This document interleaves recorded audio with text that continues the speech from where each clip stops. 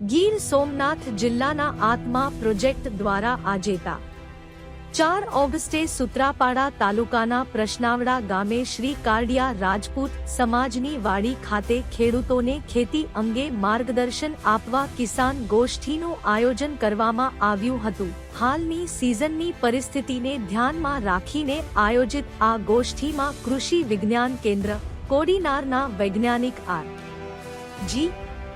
બારડ અને પૂજાબેન નકુમ દ્વારા બાગાયતી પાકોમાં આવતી વિવિધ સમસ્યાઓના નિવારણ અંગે માર્ગદર્શન આપવામાં આવ્યું હતું।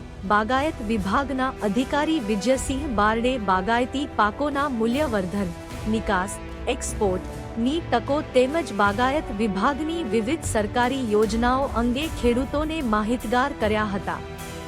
આત્મા પ્રોજેક્ટના પ્રોજેક્ટ ડાયરેક્ટર પુષ્પકાંત સ્વર્ણકારે ખેડૂતોને વધુમાં વધુ પ્રાકૃતિક કૃષિ અપનાવવા અનુરોધ કરતા તેના લાભો, વિવિધ આયામો તેમજ સરકારની પ્રાકૃતિક ખેતીને પ્રોત્સાહન આપતી યોજનાઓ અંગે વિસ્તૃત માર્ગદર્શન આપ્યું હતું।